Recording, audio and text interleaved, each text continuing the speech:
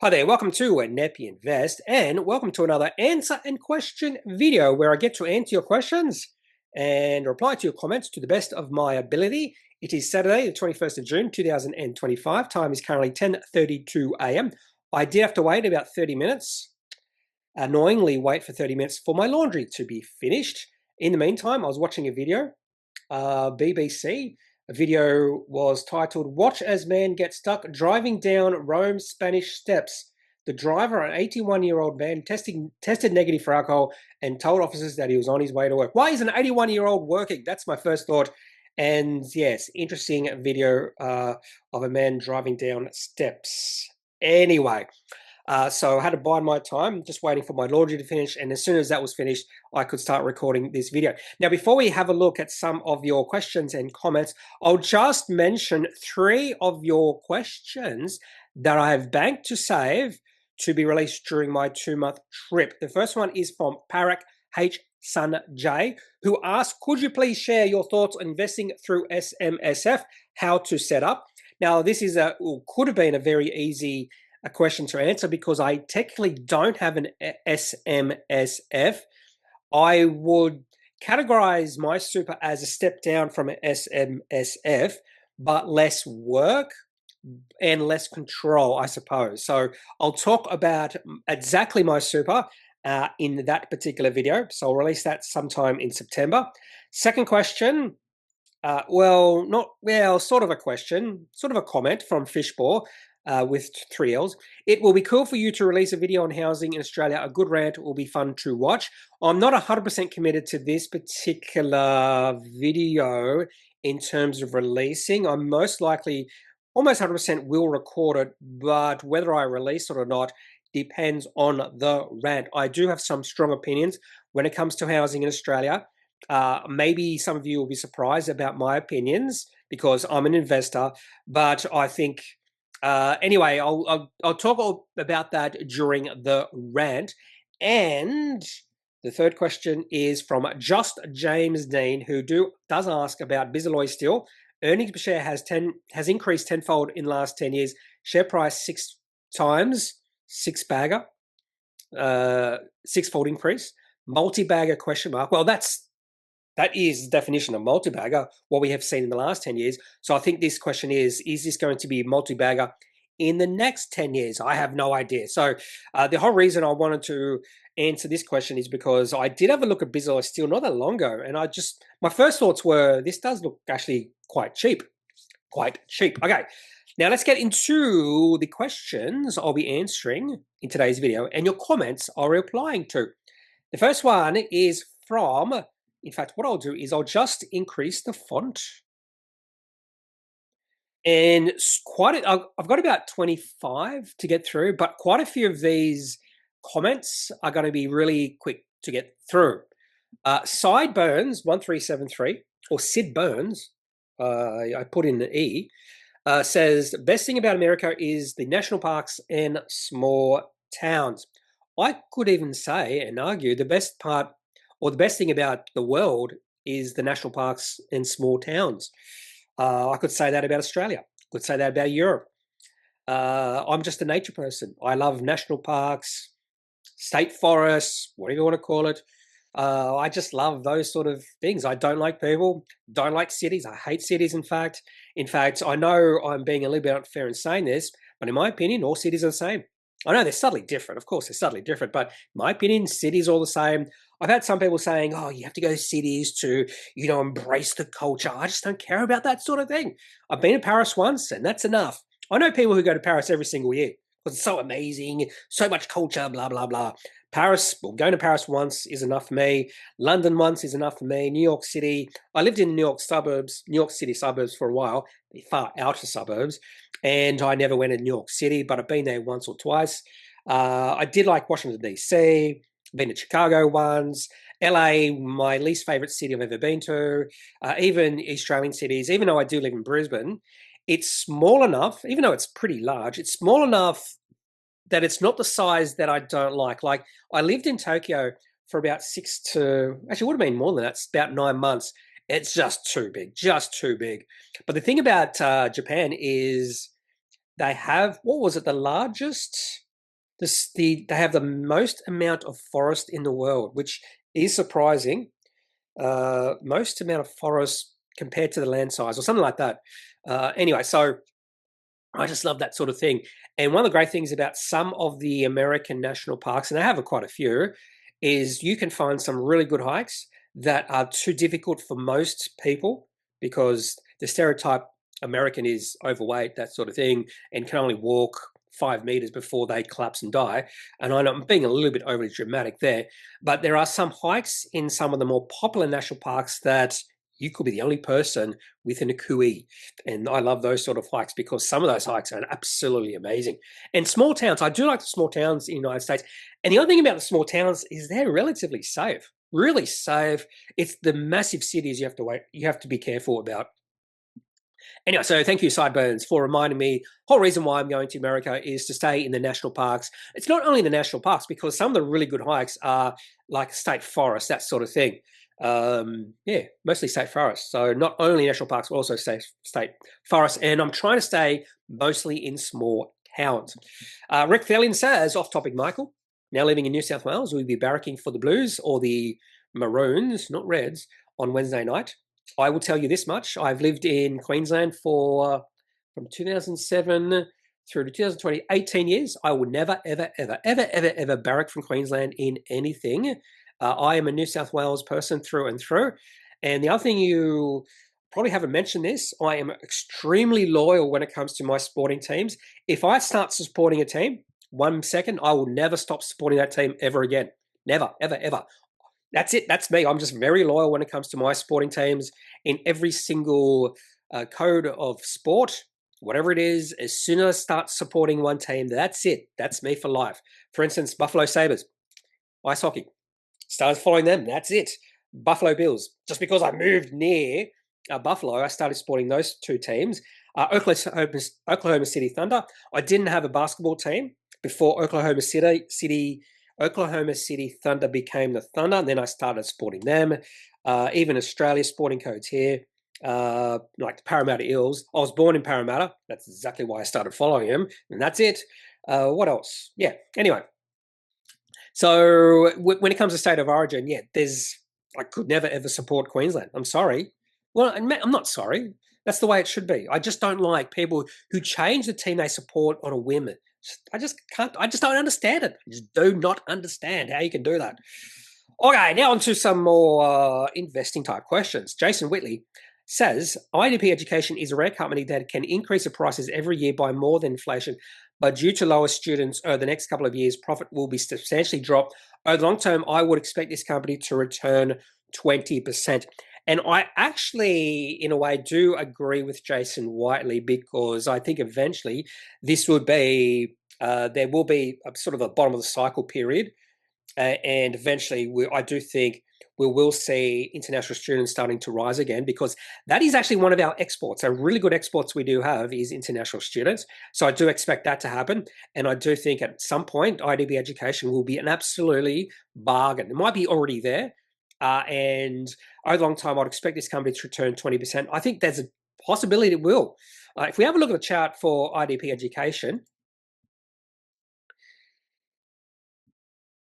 you have a look at the chart for this one, that's exactly the sentiment that was happening for a while. And the share price just has dropped like a rock. Share price has stabilized the last few weeks after that massive drop. Is now time to buy. I'm not sure I'm there just yet. But before that, yeah, the share price was in a beautiful uptrend for years and years and years. And that was on the, this company has probably, I wouldn't say a massive moat, but maybe not much of a moat, but they're a leader in this space, and they've just been negatively affected by changes in government regulations or whatever rules. And I think eventually those rules will change to the positive side for IDP Education. The problem is I just don't know when that's going to be. And there's also the chance it may never change.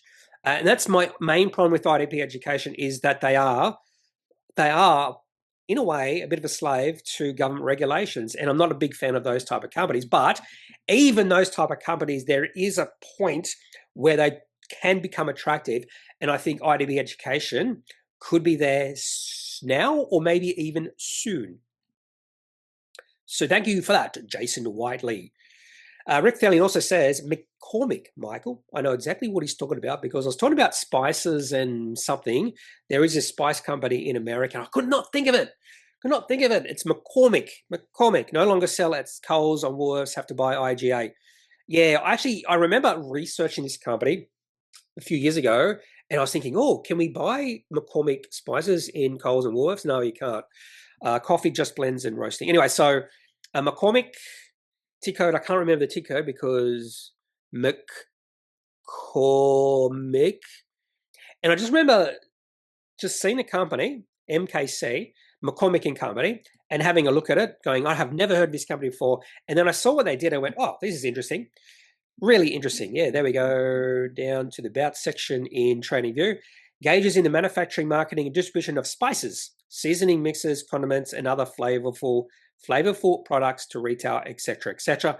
Company has a market cap of, it's pretty large, market cap of almost $20 billion. So if this was listed on the ASX, it would be one of our biggest companies. Dividend yield 2.46%, P ratio 25.13. Looks like it went through a bit of trouble back in late 2023. So I haven't actually been following this company for a while because I looked at this quite a few years ago, and I sort of can understand why I looked at it because this weekly chart did look really good. Oh, it looked brilliant from 2010 through to about 2022 and has undergone pressure recently. So almost the hallmarks of a high quality company. McCormick. Okay, thank you for that, Rick Thellian. Oh, Rick Thellian, just comment after comment here. Thoughts of having a tracker on your hiking trip we could follow. Okay, I'll just talk about a few things about my hiking trip. So I'm starting to go, because it's only 2 months away, 2 and a bit months away. So I'm just fine tuning some of the smaller details. For instance, the day I fly in was originally going to be Wednesday. I decided to push that back to Tuesday simply because there's one hike that I'm doing on the September 13th, I think it is. And you have to get a permit. And the permit's open at 7 a.m., 10 days or 2 days before the day you want to hike it. So I want to try to get that permit on the September the 3rd, which would have been the day I fly in. And I didn't want to do that. And I'm flying in now on the afternoon the day before. And I've been thinking, where should I stay that night? I want to go to an REI to buy at least one pair of boots, maybe two. They are much cheaper in the United States, even when you what's the word? When you have the exchange rate, you compare exchange rates. These boots are about 100 Australian dollars cheaper. And I was assuming, and this was a really bad assumption, I was assuming that stores over there would probably have the same opening hours as stores in Australia. For instance, a good proxy for REI may be Anaconda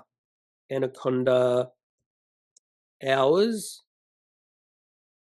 And if you go to, here it is, there's one that's open 24 hours a day. What?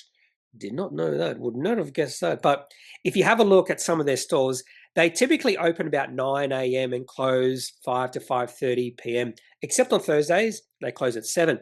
I just assume the same thing would be true for REI stores in Los Angeles. And I thought to myself, in fact, it's going to be very important where I stay, depending on the hours it opens at. Because if they open at 10 a.m., there's no point staying nearby one because I'll have like 3 hours to do nothing and just wait for the store to open. So then I just thought, let's have a look to see what time some of these stores open up, or not open up, but also close. And I was shocked to discover all these stores close at 9 p.m. And that's completely changed the way I thought about after I arrive. I thought I was just go straight to the hotel and then like maybe an hour's drive away near the REI. And now I'm thinking I can actually go to the REI the day I arrive and then do something next day. No shopping, maybe do a long hike. So completely change the way I'm thinking just based off the hours a store is open. The very fact it closes at 9 p.m. and it opens at 10. It opens at 10 and closes at 9. So I'm very excited about that, which means I could get an extra hike in. Very excited. Now, the whole reason I started talking about that is because this was about my hiking trip, this question. I am thinking of buying not a GoPro. I'm thinking of buying a GoPro competitor like, oh, what are they called? Oh, GoPro competitors. There's two, DJI Insta360. Those are the two ones I've been looking at. There's one, Insta360, which is 360, which is really interesting.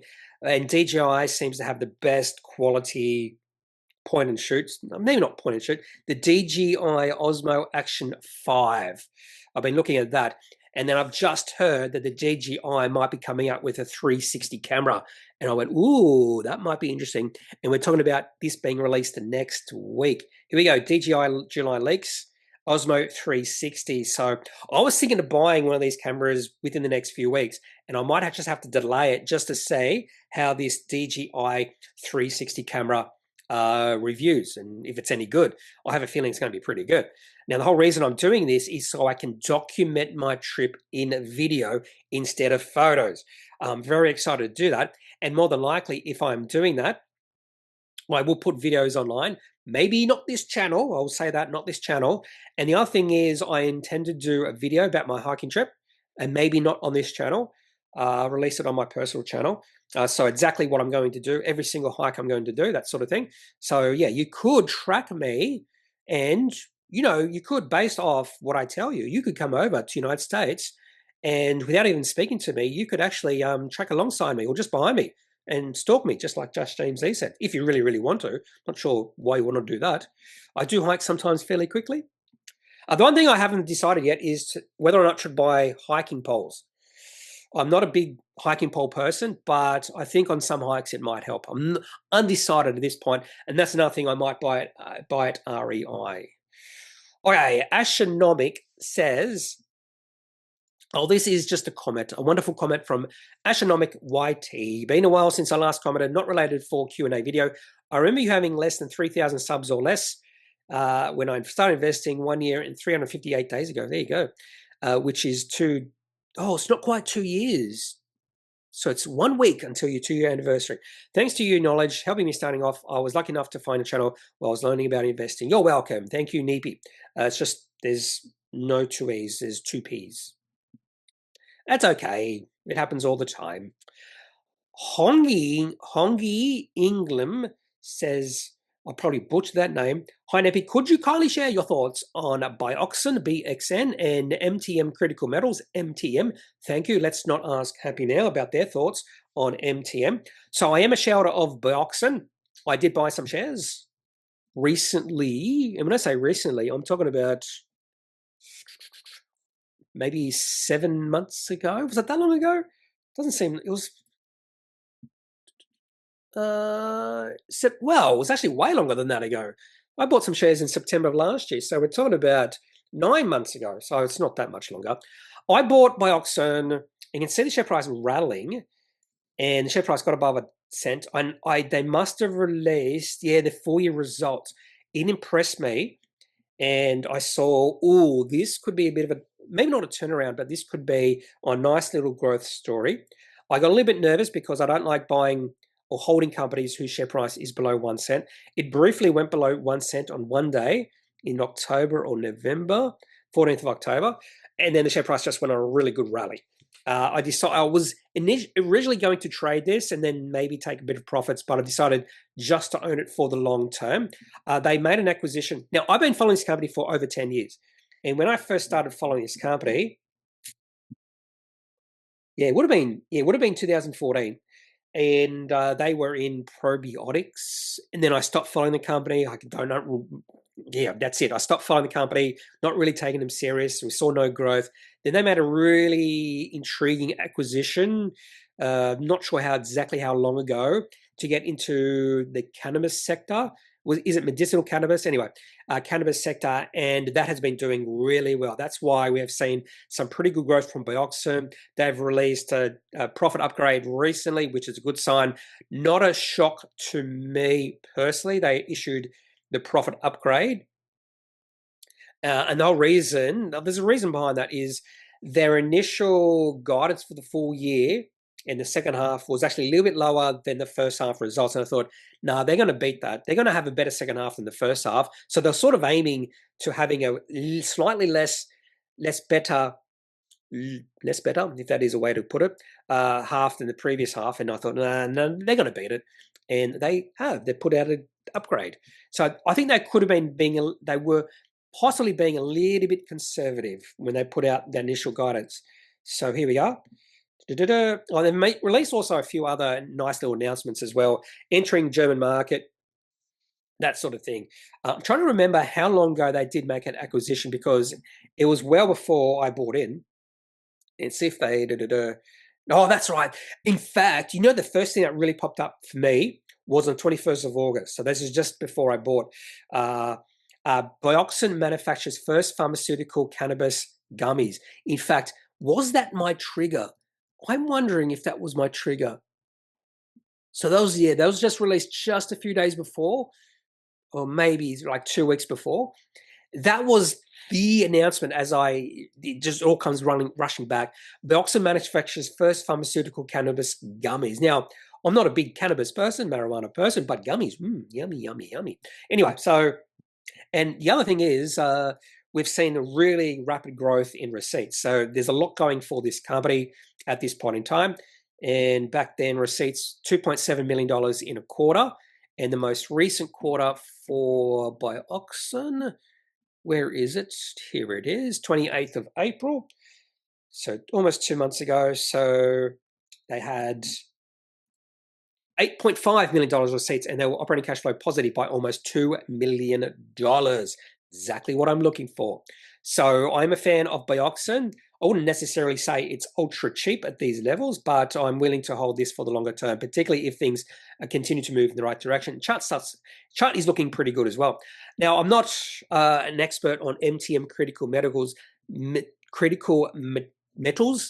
In my opinion, this is a sort of company you need to know a little bit more to speak about in terms of what I think about it. I don't know much. For me, this is more of a story stock than anything else. And that therefore you need to know the story fairly well. And you either need to know management, any sort of catalyst moving forward. And you need to have a lot of, I suppose, faith in what the management are doing with this company. They change company address. That's not important. So in this sort of situation, I tend to stay out. These sort of companies, I tend to stay out. Very rarely will I trade these sort of companies just because they are story stocks. Now, on occasion I will, but fairly rarely. But the thing about MTM critical metals is the chart. So I can't even tell you what they do except critical metals. So this chart looks pretty good. Now, the problem is the share price has really gone on an exponential rise. And whenever I see the share price rising exponentially like it has over the past 2 months, eventually share price will drop. And maybe we've started to see that in the last few days. Share price looks like it has reached a peak. So wouldn't be surprised to see the share price drop a fair bit from here as sort of a natural thing you're going to see when the share price rallies like this. But yeah, by the way, this would have popped on my radar, if not August last year. There was a nice little pop-up there on the same day as Bioxyne, by the way, 21st of August. Share price up 64.9% on that day. And there was a bit of a breakout on the 3rd of December. Share price up 33% on that day. That was the breakout day. Nice little pullback as well, and then share price taking off again. Anyway, so I do know Bioxyne a little bit better than MTM critical metals, but other than that, market cap of this one is 300 million. So there's already a little bit of potential price into the company. And when that does happen and you don't know much about a company, the concern is the rise in the share price and valuation of the company on hot air, or is there substance behind it? And I could not tell you that at all or give you my thoughts on that. It could be either one. I just don't know.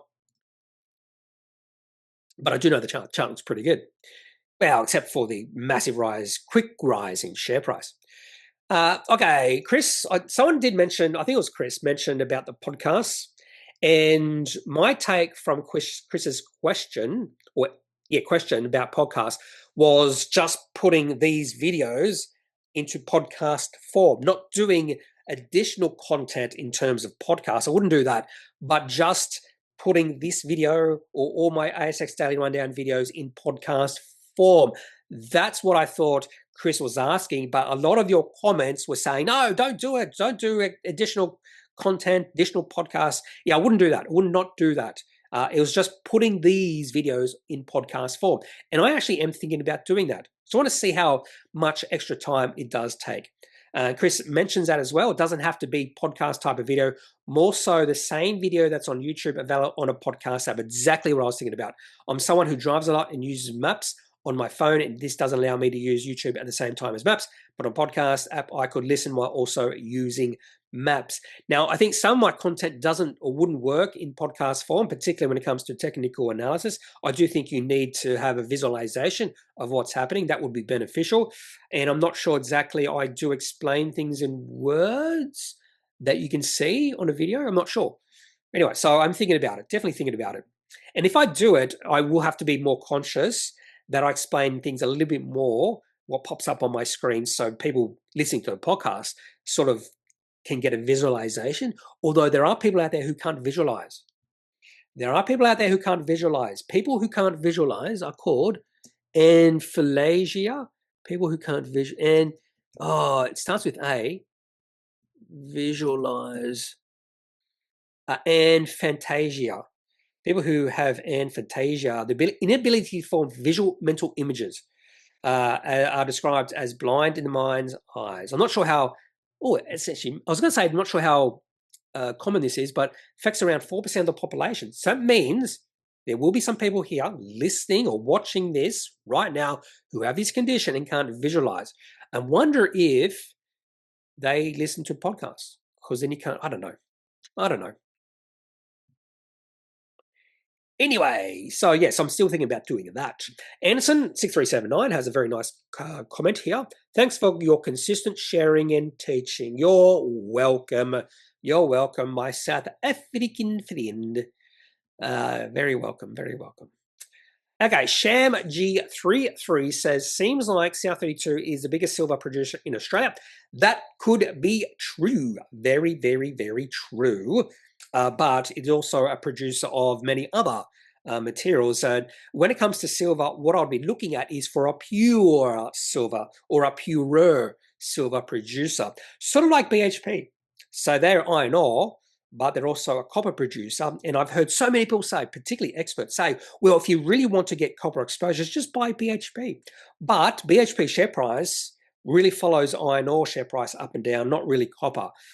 So if you really want copper exposure, I wouldn't say BHP. I'd say get a more pure copper play, maybe Sandfire or Aries Resources or Matte Copper or one of those sort of things. So yeah, so probably South32 is the biggest silver producer in Australia, but also they also produce a lot of other stuff as well. Another thing, this memory just popped up, and this was formed this morning. Why did this one sort of peeved me off? Aurelia Metals drop. Motley Fool. Why did... Now I've got to figure out which question, where it was.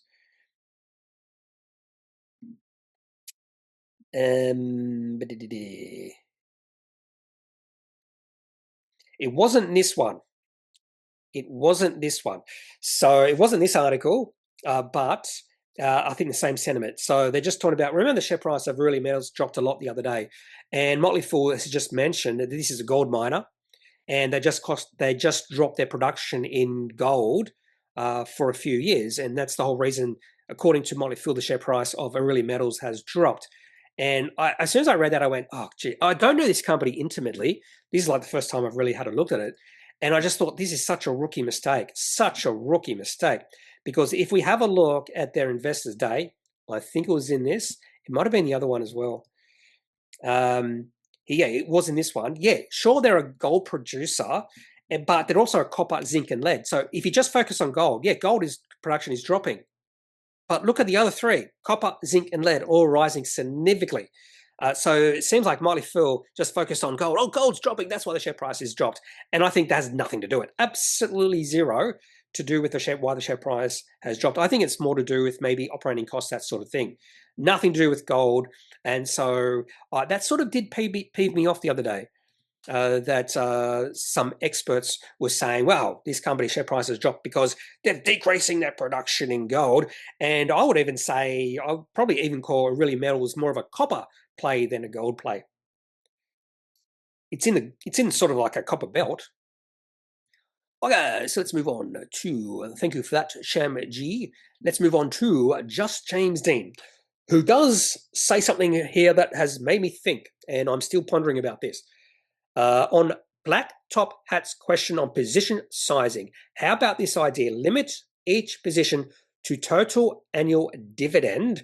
If dividend is 10,000 per annum, then each position is 10,000 per annum. If the trade goes to zero, dividend covers the losses. I was thinking about this. How can this ever work?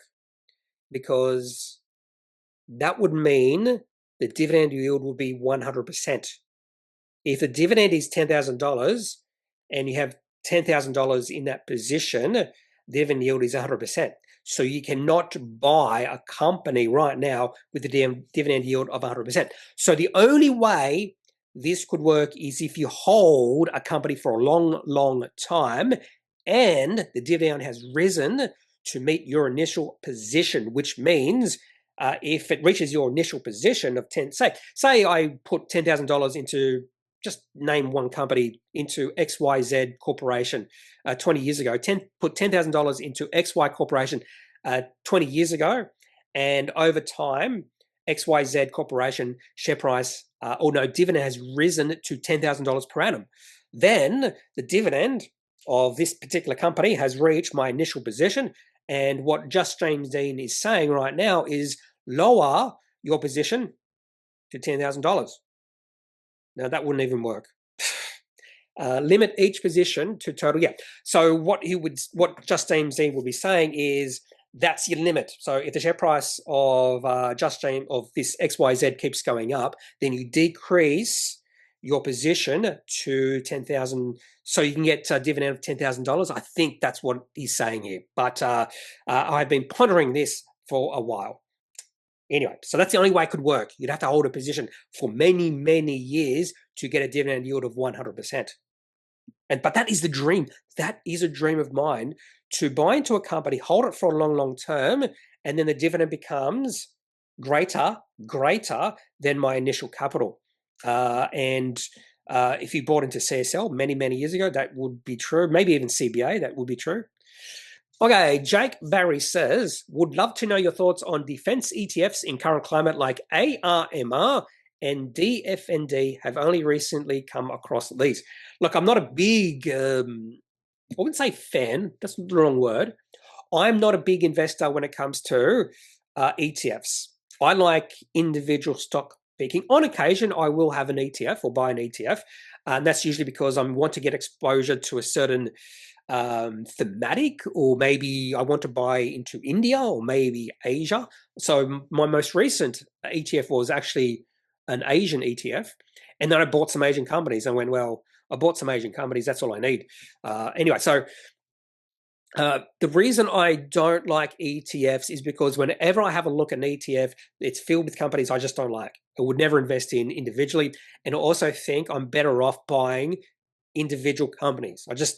For me personally, I'm just better doing that, and I think it's just more enjoyable as well. So the only reason I would buy these is if I had a thought that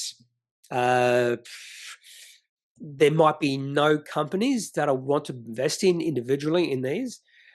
This is the ARMR, I suppose, ETF. This hasn't been around for long, but it's had a nice period. It's gone up a fair bit. And what's the other one? ARMR and Defend. The ticker is very easy to understand. And this one has a very small, just likewise, the ARMR one has a very limited history as well. You can see the volume really popping up in March. Was it the same true as ARMR as well? One of the things I like to do, ARMR ETF, is I do like, on occasion, I'll go to the website. Sometimes if you put it into ComSec, they will show you the constituents, the holdings. Here we go. Not all the holdings. So they have Palantir and General Dynamics, Lockheed Martin, Northrop Grumman. So I do know a few of these companies, but not intimately so. Mostly North America, but also Europe. I sort of can understand why this might be doing well, because defense companies in Europe have been doing well. So that's ARMR and DFND. Let's just have a look at this one. Holdings, looks like it's exactly the same almost, but a little bit different, subtly different. And again, North America, Europe.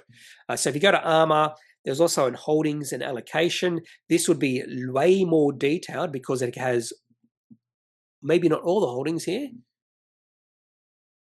Yeah, they do. After, just next to the top 10, they have all. And it'll show you all the holdings, 43 holdings. And I wonder if they have any Australians in here. ASX companies in here. I doubt it.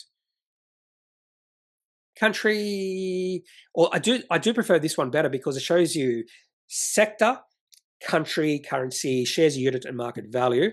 So let's just keep on going down. I'm very interested to see if they have any. I doubt it, but you never know. No Australian. Anyway, so overall, both of these have gone on really nice runs. I think it all depends on how you think the current climate is going to continue. Do you think we're going to see continued tensions around the world?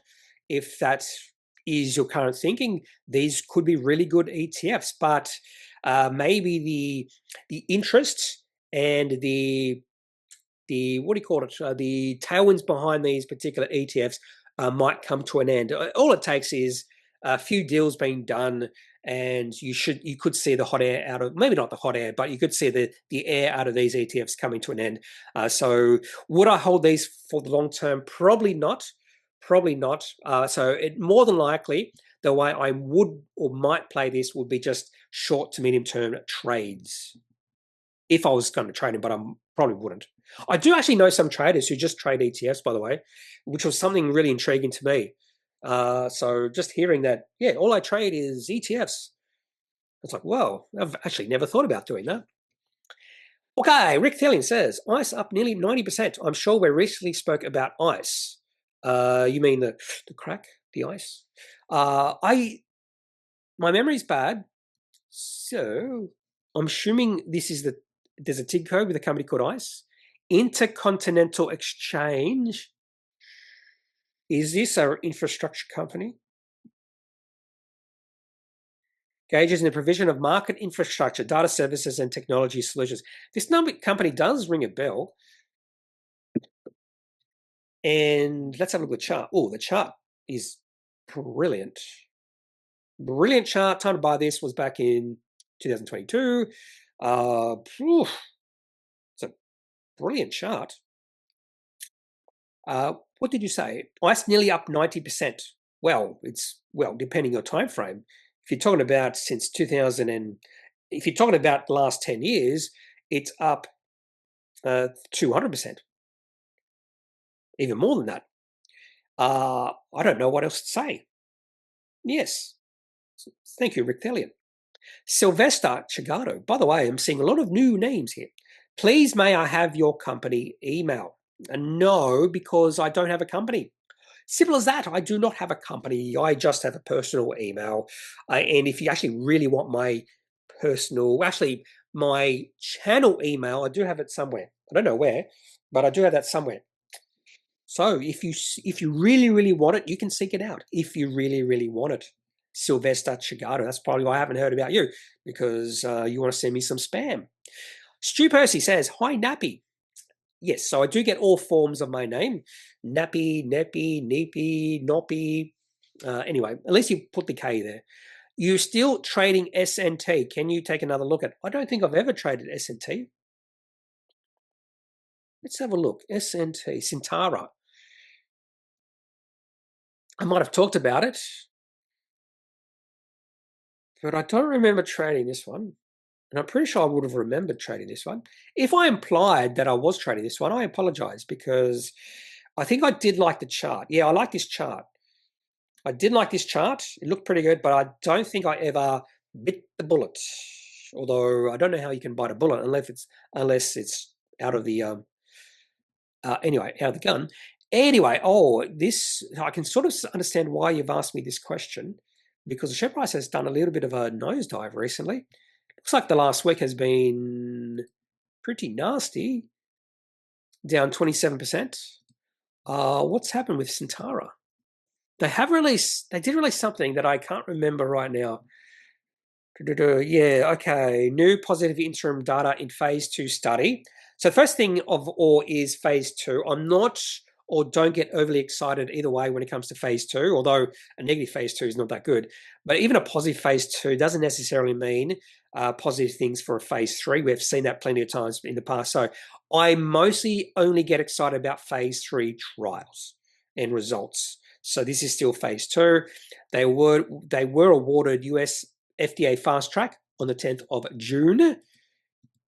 Was that when the share price dove?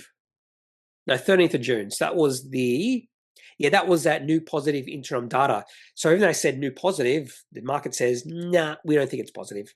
And by the way, yeah, can you take another look at it? If I was trading this, I probably would, I wouldn't say nervous, but it's at a really important level, which is, you can see the share price took another dive back in early April, which was during the tariff panic period, where everyone panics, including me. Well, I wouldn't say I panicked, but I just followed my rules and sold out a few companies, but that was just in case we saw further downside. But share price went sideways for a while, so nice little support right on these levels at about 5 cents. So you don't want to see it fall much further than this. I would say it's oversold as well, and wouldn't be surprised to see a bit of a bounce. Stu Percy says, hi, Kneppy. Oh, Stu Percy again. Vysarn chart looks interesting. And then J-Lank says, does indeed, but has done so before also. Let's have a look at Vysarn, another company I've owned. This was definitely a trading position for me. And I've just followed my rules, got out. And even though I bought at 16 cents, I got out somewhere around about between 40 and 42 cents. So it did make some nice money out of Vysarn. And since then, the share price hasn't really done anything.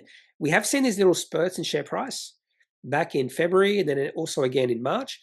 We've just seen another spurt in share price. And there is a downtrend here. Not the best downtrend, but if we see the share price get above this downtrend line, that would be a nice little breakthrough potentially for Vysarn. But at this point in time, the other thing is the share price will probably have to get above these two levels maybe. So we have seen 3 or 2 successive lower lows. So you need to see the share price get above the downtrend line. Also, I'd like to see it get above the previous low or previous high as well. So definitely not an uptrend right now. The uptrend has come to an end. But possibly looking positive, possibly. I'd like some confirmation on that. Yeah, interesting. I suppose the word interesting here is right. I actually do look at this and I think it is interesting where it is right now. It could look even more interesting in the next few days if we see the share price, say, get above 48 cents. Okay. Oh, this one's interesting. Blacktop Images says Arctis might be going crazy. The last company to sign a similar contract was General Dynamics, NYSE around February 2021, and look what happened to them. Okay, so a couple of things here. A few times in the past few months, maybe 4 months or so, I've received a comment saying, you're wrong about this company, you're wrong, what do you know, blah, blah, blah, which could be true. Possibly these people do know way more about a company, but it's no reason to get upset. No reason to get upset. And then both these people mention the share price of this company is going to the moon. And that's where I do have a problem. That is over ramping a company. Saying it's going to the moon is a big no-no. I will never ever say, if I've ever said it, it's a bad thing for me too, but I will never ever say that a share price of a company is going to the moon. In fact, that's a massive turn-off for me when you say that sort of thing. So never say that. And the reason I say that is because someone said this about Arctis. You don't have no idea about this company. It's going to the moon. And I just want to see what happens with Arctis over the next, next few months, next few years, because I'm sort of hoping it doesn't go to the moon because anyway. Anyway, so let's have a look at General Dynamics. I'm pretty sure General Dynamics was in those defense ETFs. I'm pretty sure it was in those defense ETFs. Let's have a look at the Defend one holdings. Let's see if I was right. Not in that one. Let's have a look at the other one, which was called ARMR. And yeah, there it is, General Dynamics. GD. Let's have a look at GD. So I'm assuming there must have been a massive rise in share price back in 2021. Okay, so let's have a look. And, well, okay. It's nothing of massive note there. Is this the right company? GD NYSE. Okay, no. And this company is significantly bigger too. This company has a market cap of $74.82 billion. This company also has annual income or revenue, not income, revenue of $47.72 billion and a profit of almost $4 billion. So I'm not sure we can compare that company to Arctis, which in the last half year, actually we'll go to the quarterly.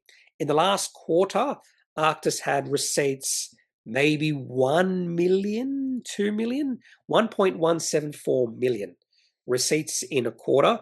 Fairly lumpy receipts because year to date so far 6 million of receipts. So big difference between Arctis and General Dynamics.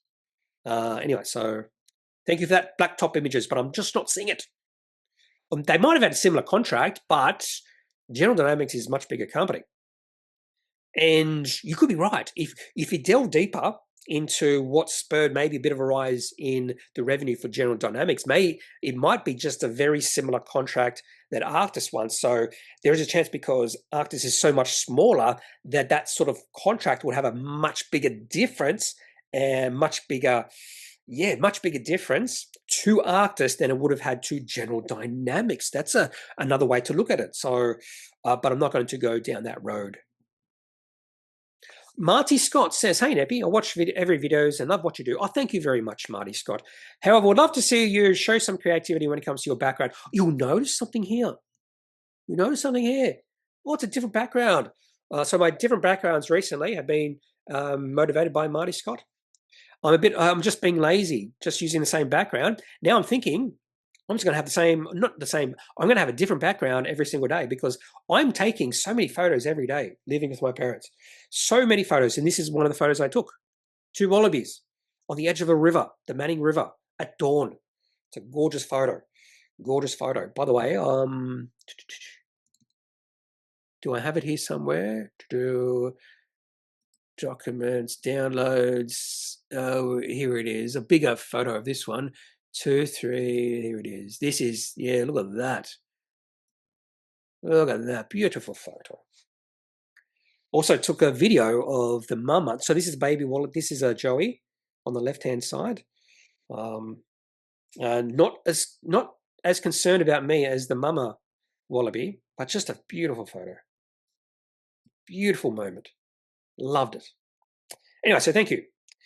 She also had some suggested themes. King's birthday, Are You Okay Day, You Went on a Hike, Your Birthday, International Talk Like a Pirate Day, tomorrow is either Martini Day. That's actually good. If there is a certain day, I could have a certain theme. Yeah. Anyway, so Marty Scott, you are the catalyst for me changing my background maybe every single day, unless I forget. There's a chance I'm just going to forget. BenHutchison says, meanwhile, Galan Lithium, who recently rejected a buyout offer without even bothering to tell shareholders about it, were humiliated with just $350,000 raised on their SPP. So why am I talking about this? I did mention Galan Lithium did a placement the other day or something, a capital raising. And the reason I love these sort of comments is because there's so much information, so much news flow that I miss because sometimes I just don't care enough. And sometimes some of that news flow that I might miss is actually intriguing or interesting that, yes, I like when you do write those sort of little tidbits of information like BenHutchison has done right here about Galan Lithium. This is interesting. Recently rejected a buyout offer without even bothering to tell shareholders about it. Were humiliated with just 350,000 raised on their SPP. Galan Lithium. Let's have a look at the chart for Galan Lithium and let's have a laugh about this. Maybe not a laugh. That's pretty mean. And that's the weekly chart. Share price has dropped from 220 to 10 cents. So we're talking about a 95% drop in share price. Is that right? 95%. And that's understandable because it's lithium, and lithium has gone awfully lately. So no surprise with that chart. What else do we have here? BenHutchison. Oh, another Ben. Oh, actually, we have two in a row. Two in a row, BenHutchison. So, and I love these sort of little stories. Learned the interesting backstory to the FOS Capital. They manufacture sell lights. I'm being really broad when I say that. FOS Capital. I think that might be a little bit too general as a FOS Capital. Manufacturer of a full range of commercial luminaries, outdoor fittings, and linear extruded lighting. Oh, I thought that was their website. There we go. No, I just want the. Do they have actually a website for customers? Maybe not.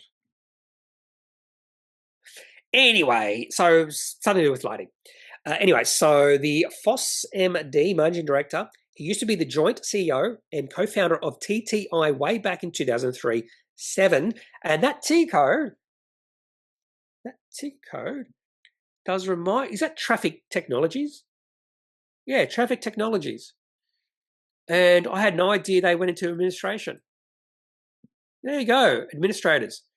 I'm not surprised by that, to be honest with you. I had a look at this company many, many years ago and I went, oh, no. Stay well away from this company. Well away.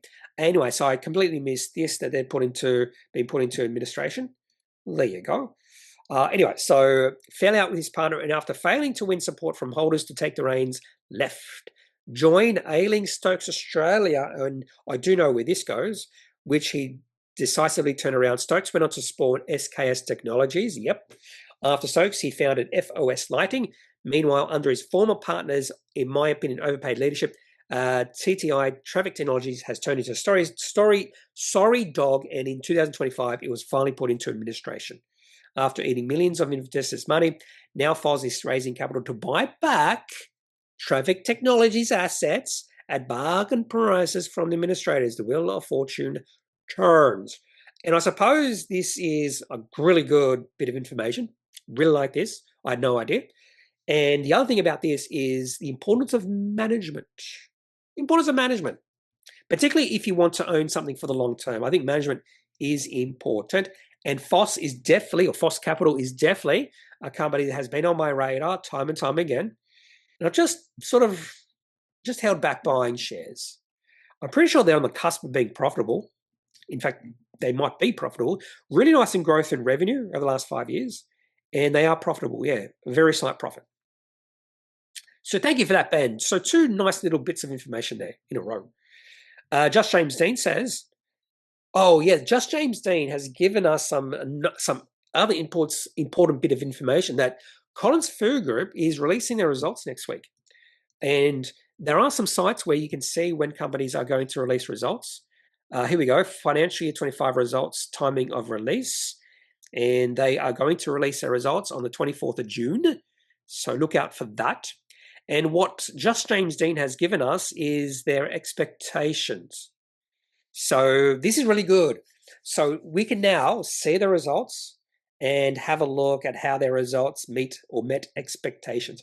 Now, another site, TradingView, see if I can find this, TradingView reporting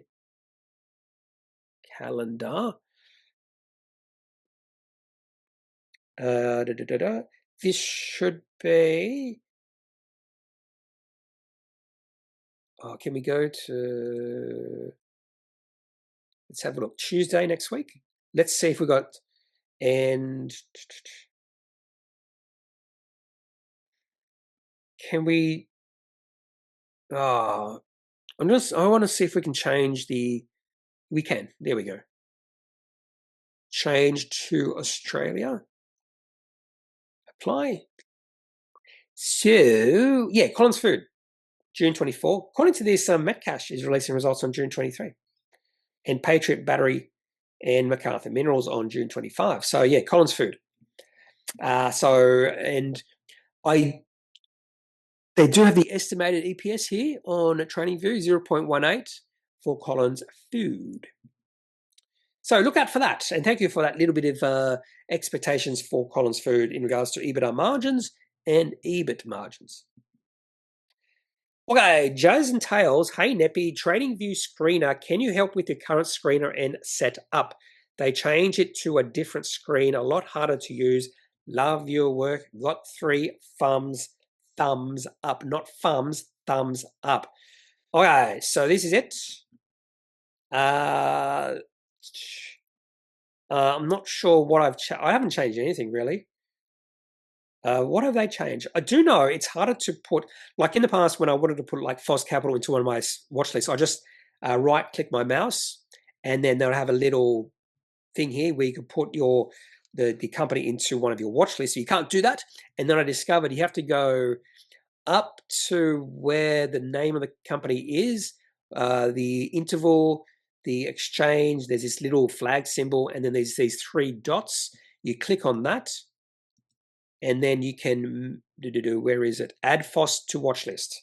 So they've made it that a little bit more complicated. So maybe they've made other things a little bit more complicated as well.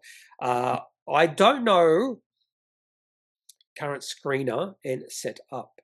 Oh, TradingView screener. Oh, okay. Okay, I'm going to have to do this later because I've stopped using their screener because they've completely changed it. And I don't like it at all. So I can actually absolutely understand what you're talking about here. Sorry, I completely forgot about that screen a bit in your question. I don't like their screener anymore.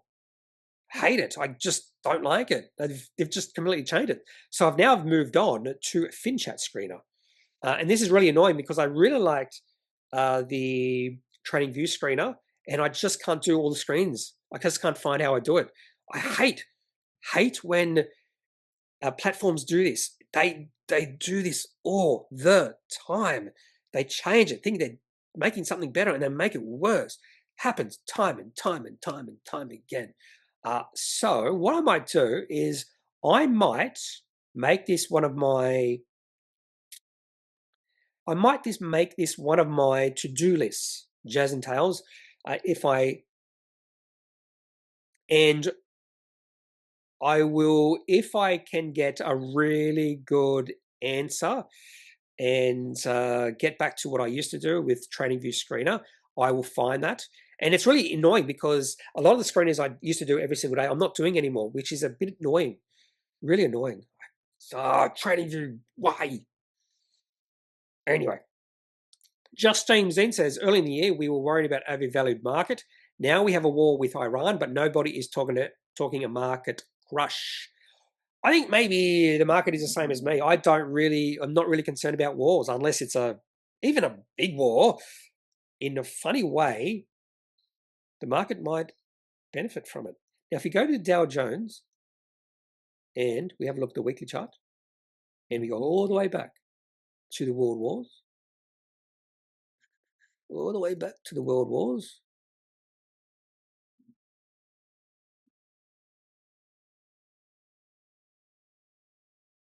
So the Dow Jones didn't drop all that much during the World War, did it?